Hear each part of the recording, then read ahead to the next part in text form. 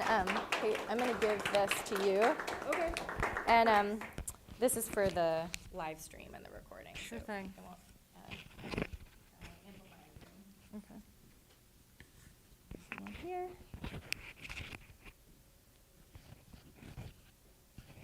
One here. Is that doing what you needed to do? Perfect. Okay, wonderful. Thank you all so much for being here today. If I speak too fast, just do that. I don't want to, I tend to speak fast and I don't want to lose anybody. So as Sarah Rose said, I wrote a book based on, first just what I was hearing from people about their anxieties around climate change, but also around the other forces that shape our lives. And I want to do a couple of exercises from that book together while we're here today, because one of the things that I found was that people often were not satisfied with the methods that they had for dealing with what they were feeling in response to those forces. Climate impacts, racism, other forms of inequality and injustice, other forms of ecological degradation, the bullshit. Like, where do you put the emotions that you have in response to the bullshit? And then also kind of, who do you need to become to deal with the bullshit? And how can we do that together? So those were some of the questions that I went into this book with, because they were the questions that people were bringing to me. And the book is an attempt, not exactly to answer them, but to give people tools for finding their own answer for them with the people that they know and live among. And I wanted to start today with an exercise that's from the book called Drawing from the Well. You'll see there's a little paper on your chairs. Does anyone need one still? And you can also share with a neighbor if you need to do that. So you'll see that there are a couple of questions on it. I don't want us to try to answer those questions out loud. As someone pointed out a moment ago, they are heavy questions. They are hard to answer among people, not all of whom know and trust each other. What do you need, man?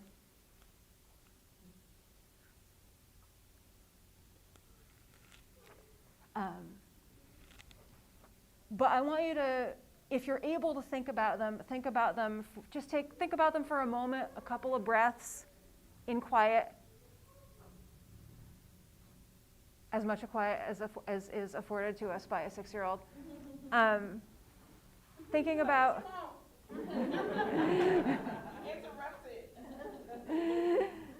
thinking about the disasters that have shaped your life and how you've cared for yourself and others within them. Again, if you're able, but you don't need to bring yourself back to that place to do this exercise. So let's just take a moment. You can close your eyes or keep them open. And the disasters can be any kind.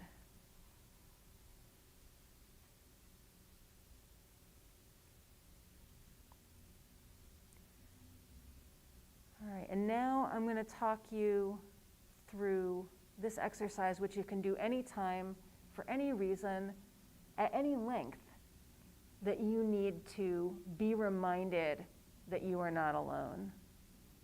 So you're going to start just by bringing forward a memory you have of safety and connection with other people.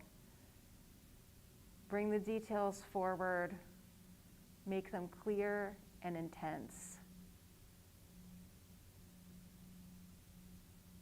The sounds, the sights, the textures, the tastes of that connection.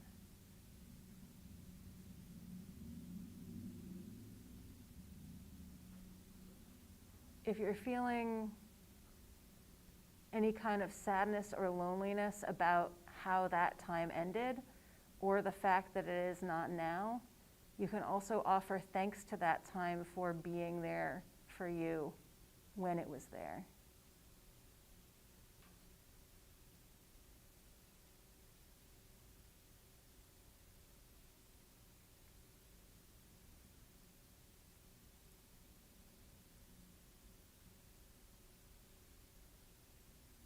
And I'm now going to ask you to bring forward memories of yourself in a time when you have reached safe harbor. That could be an extension of what you were just remembering, or it could be a different time. But how you were at that time of safe harbor. What did you walk like, dress like? What was the sound of your voice at that time? How did you move or sit still? Make them clear and intense, those memories.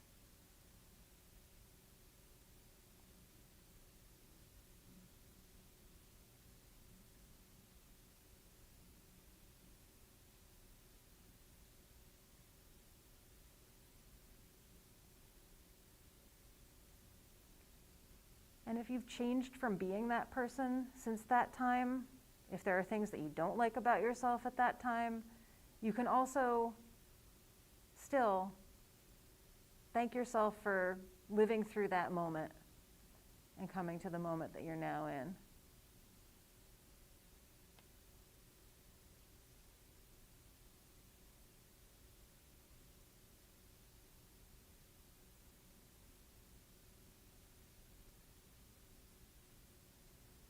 And finally, any safety or any confidence that has come from bringing these memories forward, ask that to be ready for you when it's time to face another change, when it's time for things to change again. Knowing that there have been points when you have been safe, however brief, when you have been connected with others, however lightly. And that's yours. You can carry that with you. All right, let's bring those back to this place and time. That exercise comes from a friend of mine who I talked about stuff with for this book. She's a disaster social worker, and her work involves sharing with people the skills to weather emotionally times of strain and emergency, so that even if conditions are bad, they will not treat themselves or others poorly. They will not be led into selfishness, anger, unkindness for very long, and they will be able to bring themselves back out of those states. And one of the things that I hope to do together today a bit and with this book in the long term is to help people kind of identify their strength and their ability to weather what is difficult. Some of you may be intimately connected with that strength in yourselves. Others may be like, I don't know where I would go to find that. And we can help each other with that, I think. I want to talk a little bit about kind of how I got started doing that, and then to maybe read a tiny bit from the book, not too much. And then there'll be another exercise that we can do together. I'm also just going to check the time. Sorry for looking at my phone. I don't want to push us over. Sirs, when will you like us to go to for my part? I think, Okay. I think we should be good until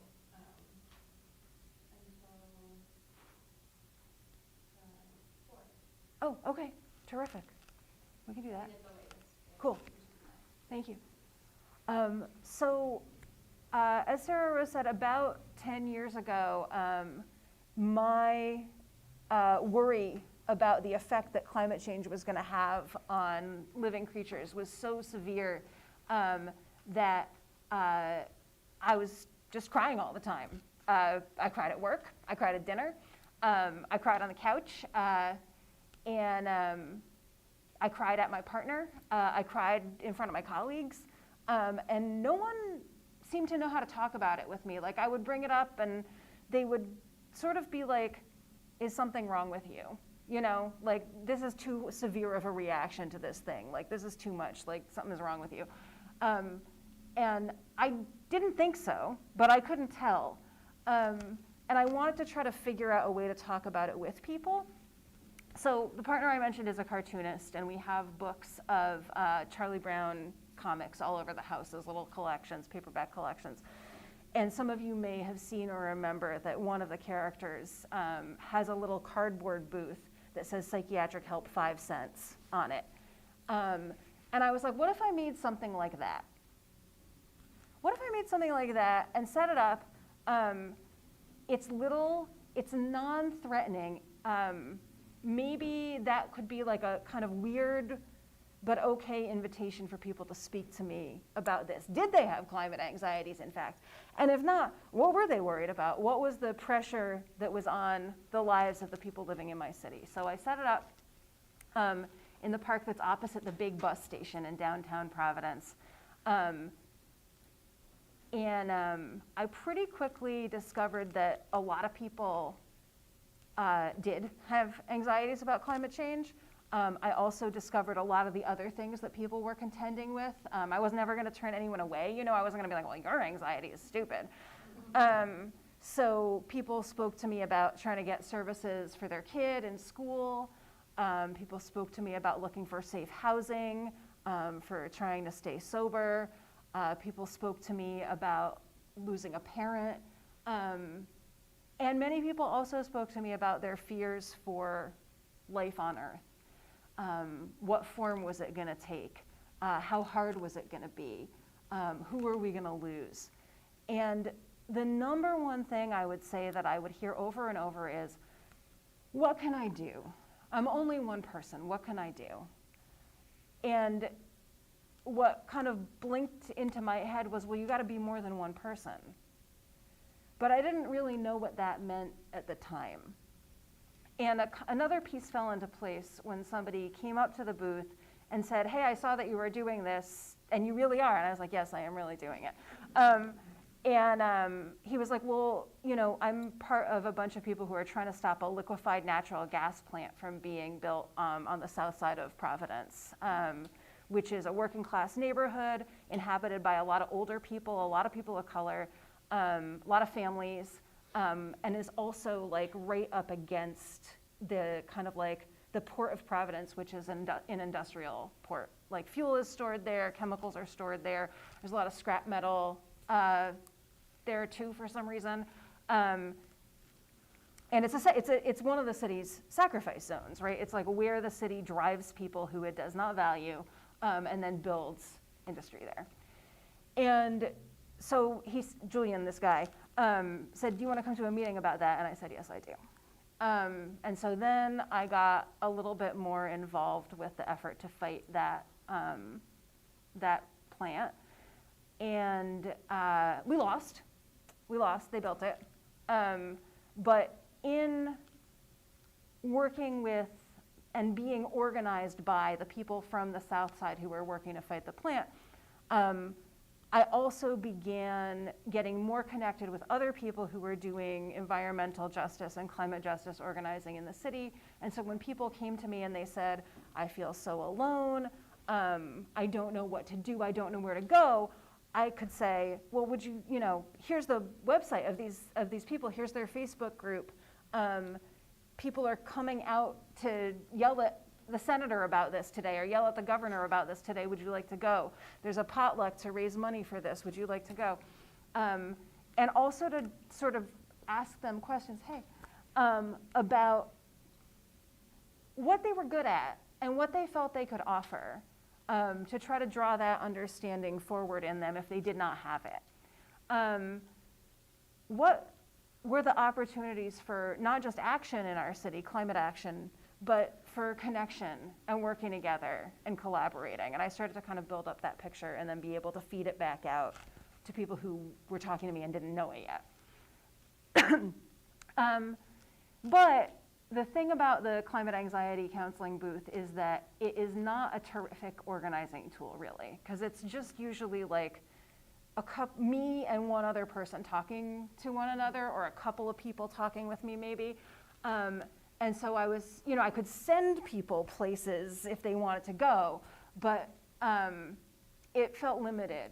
And people also felt like, I would hear a lot of like, oh, like, that sounds good, but I could never do that. I can't do that. That's beyond my means, or it's beyond my power, or it's beyond, it's beyond me.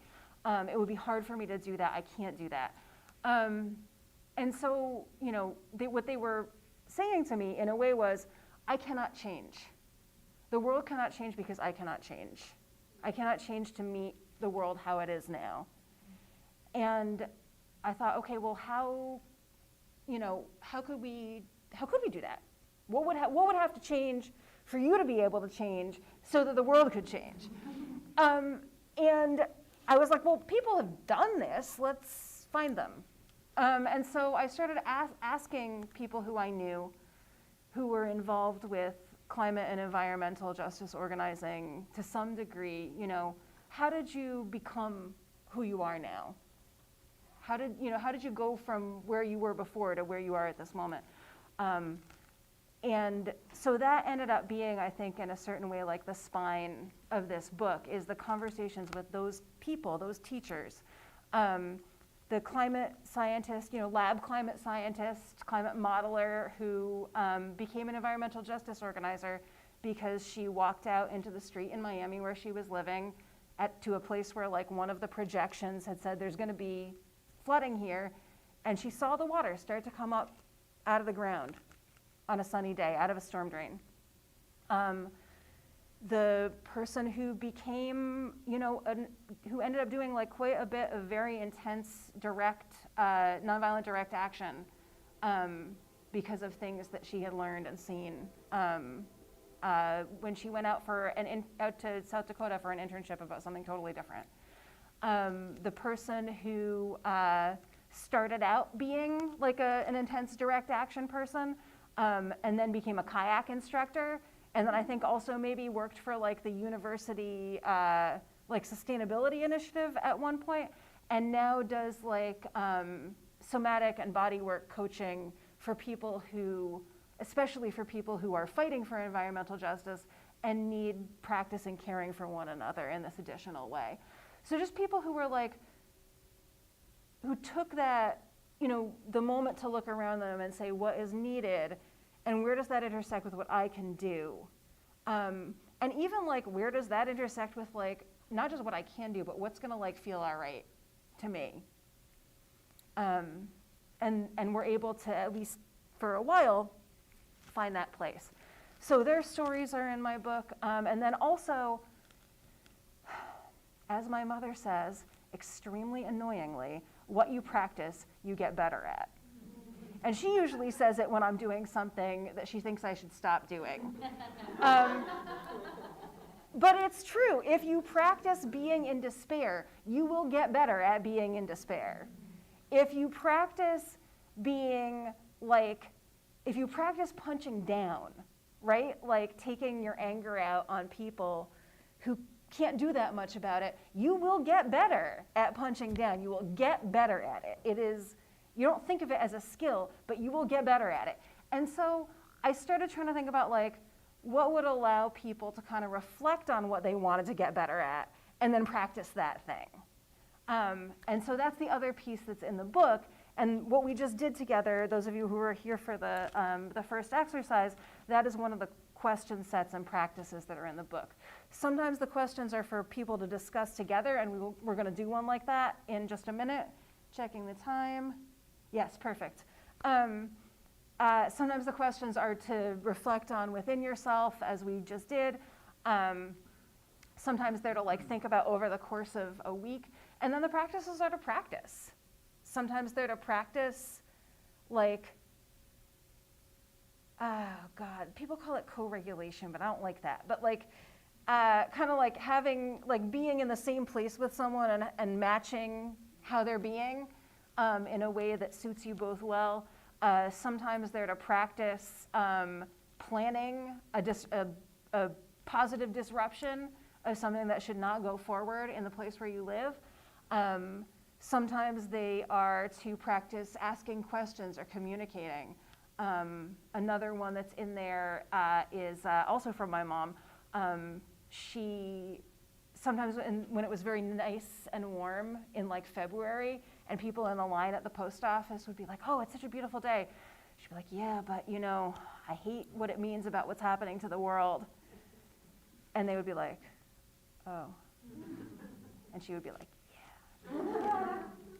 yeah. How do you bring it up? How do you have these conversations with people? How do you have them in a way that you can both tolerate, but that doesn't leave you exactly where you were at before or even more stuck in the mud? So opportunities to do that are also present in this book. And I'm going to read a tiny, tiny bit, and then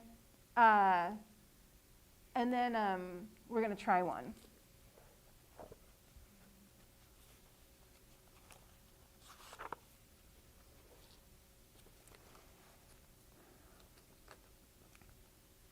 This is from a section called Unclenching Our Hands in the Face of Disaster. Eva Amanda Agudelo came up to the climate anxiety counseling booth in May of 2018. We'd met before. She, her carpenter husband Maddie, and their 3-year-old had held a banner with me at a windy rally against a liquefied natural gas plant, previously mentioned. Maddie was with her this time too, and their conversation was mostly with each other. I'm worried that buying a house in Rhode Island was a terrible idea because of sea level rise, she said. I checked, Maddie said. Our house is 75 to 80 feet above sea level. We all know that guy, right? This raised Amanda's ire.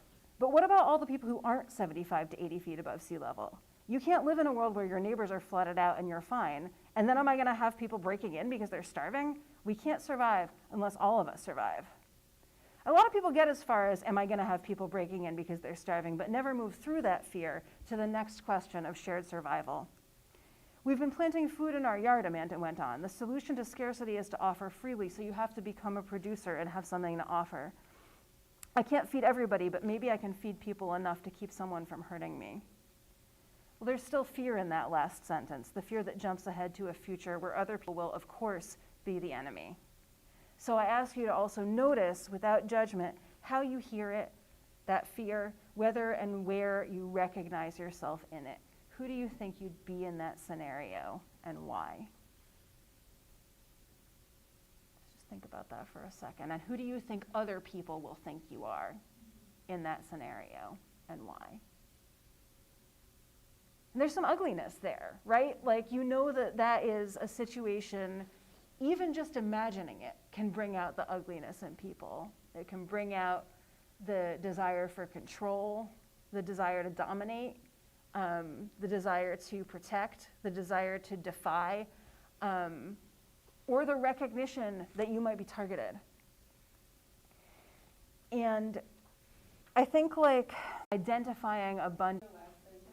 Yes, not at all. That was important. Happy to. Let me get it, hold on. To build trust and power together, we first need to let go of any illusion that we owe each other nothing. You're welcome. And I can also write it down for you if you would like, or you could take a picture. That you'll buy. That is on page 31. And if you can remember that, you're a better rememberer than I am.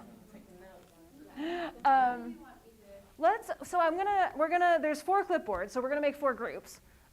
Maybe give one to you for starters. I think you all are gonna be a group. I think you all are gonna be a group, you 4. You scooch over here maybe, Nate, if you would, to this group, you 5. One for this crew, and then one for this crew right here. Thank you. And there's pens coming. There's pens coming. Let's see. All right.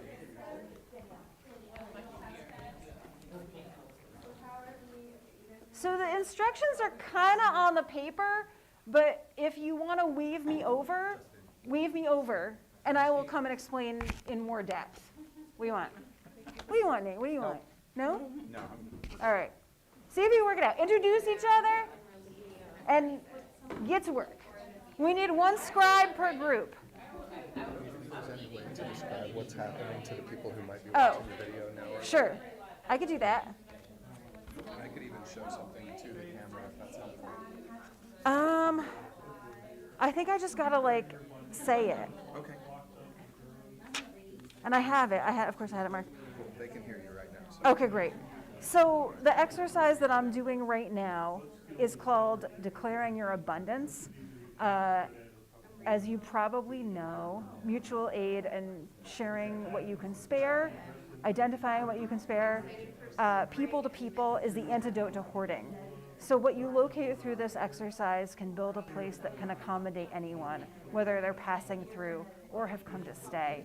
And I've asked these groups of people to all answer versions of these questions together and to pool their knowledge of the place where they live. So the questions are, what administrative systems do you wrestle with regularly and successfully? Insurance, immigration, unemployment. What materials are easy for you to get a hold of? Construction materials, garden tools, repair materials also, I guess. What habits and practices of caring for others are familiar and even fun for you? That could be elder care, child care, tending plants or pets, cooking for people. And then I added a couple. Oh, no, wait, I got more that were in there. What are you good at building, fixing, maintaining, or taking apart? Cars, boats, bikes, buildings, blenders. Are you good at showing other people how to do something? Are you good at coordinating a bunch of people to do something together? Or at solving problems or resolving conflicts? And then which of these things are you not good at or comfortable with, but you know someone who is, and you can pull those people in from your network. And I added a couple. I asked if there are places in the city where food could grow. I also asked, you need something? I got a question here, one moment. Yes, sir. Hi. What is the very first thing we should be doing? So the very first thing that you should be doing is just asking, like, pick one of these and ask if, one of these, Okay. and then ask, like, is anybody good at getting hold of these materials? Is there anybody here who could get hold of garden tools or materials, building materials, pretty easily without, breaking the bank? And then the law, you may break the law. So we go to each of these little Yep. pods and Exactly. who in our Who group can are- do it? Yep, exactly, perfect. Thank you for clarifying. Thank you. All right. So I hope you heard that, you on the tape. That's what we're doing. We're trying to figure out where in the city these elements reside. And I might go from group to group and just spy on them and see if they might pick anything up.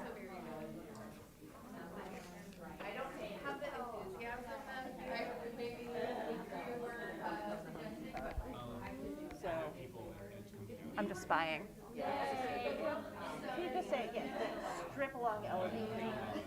Right here.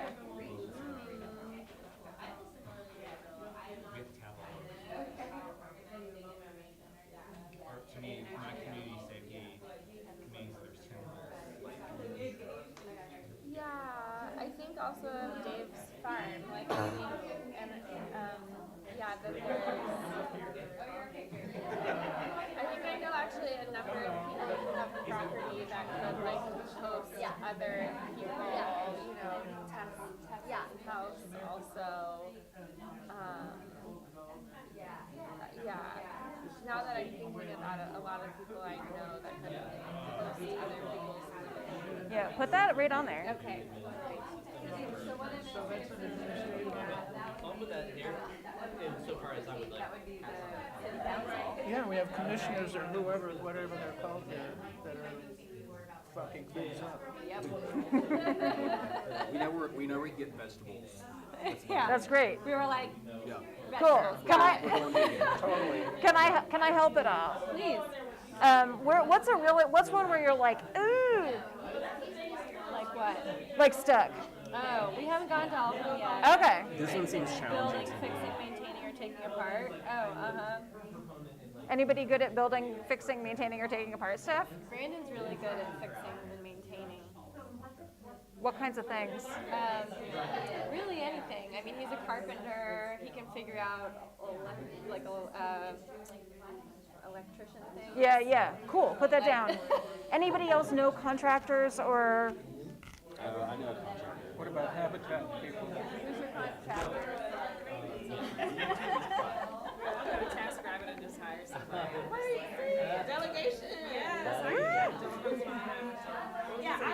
challenge in fixing things, and for me, this is kind of a roundabout way, but I will explain it. So I'm an immigrant, and when I was living in Southern Africa, the whole American dream thing was, you go to college, you get a good education, you get a good job, you have this like, okay, it doesn't work out that way, and it doesn't work out that way, and I feel like the place we are now, economically, it's really hard to live the American dream. It's really hard to build that right now, and so I feel like there's so many things in the community and just around the country that are broken, sitting there, unhabitable, things like that, and if people could just go and my mom actually does this.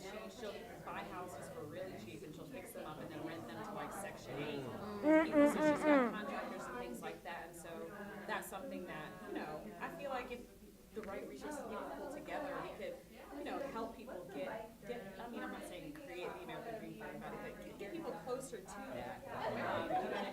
Just instead of building new, right? What do we already have? That can just be refreshed a little bit, So yeah. Right, like could you take the substance of two houses that are uninhabitable, make them into one, and then whatever's salvageable from them combine, and then make that available, as you said, to someone who maybe couldn't get a home any other way. Exactly. Yeah. And the American dream is a fallacy that way. It is. Well, that's the other thing is like how much of this do we actually need in order to live well? Like of the things that people believe that they need in order to live well, which do you really, really, really, really, really, really need? Which maybe nobody should have. And then which are some things where it's like, it's nice if it fits the conditions, but it's not required. And maybe there's something else that could fill that void for you.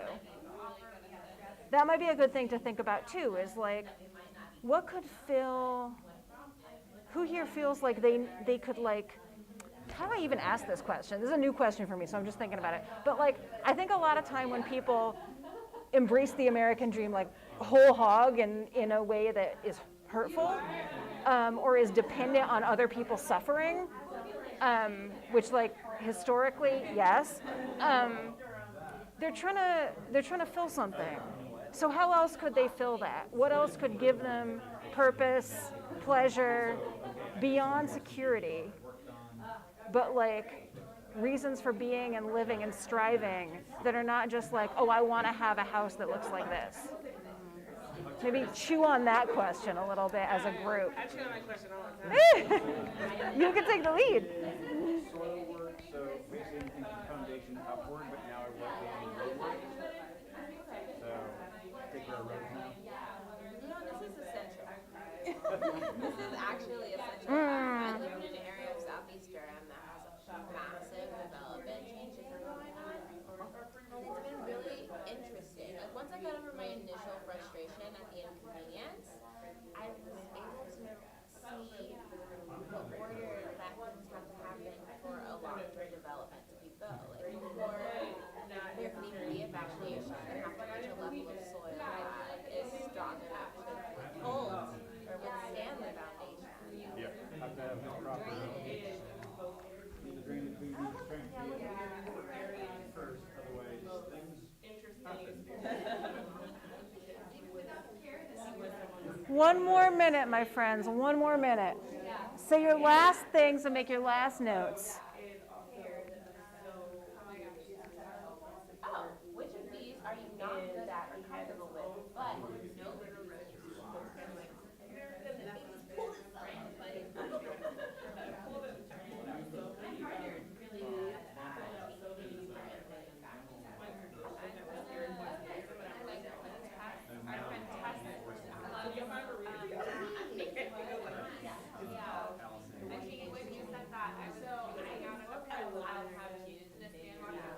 All right, I'm going to call you all back to the center. Can I call you back to the center, please?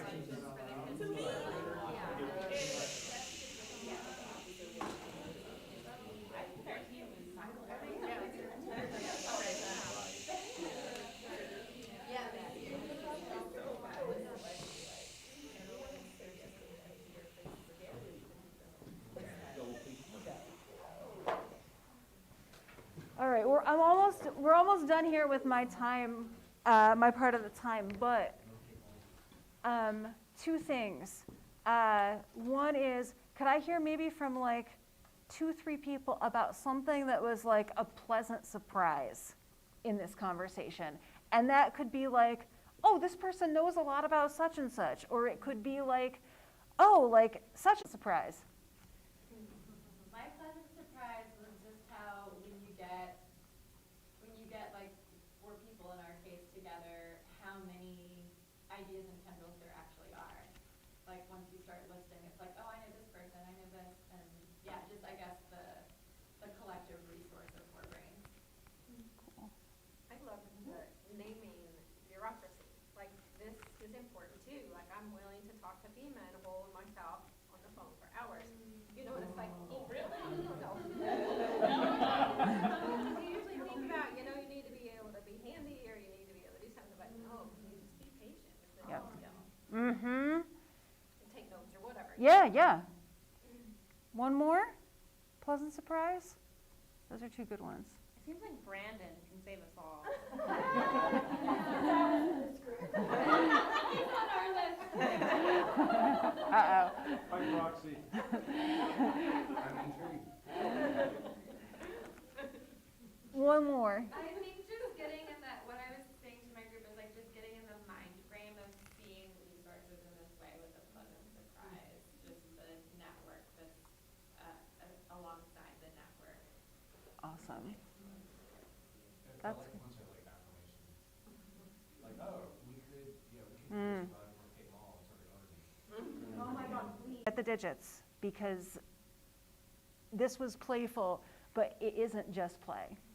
It is for real, and I believe that we can do it. So I'm going to also ask one last thing of you all, which is to help move the chairs back into some rows, because Dasan is going to have some slides for you. Thank you so, so much for doing this with me.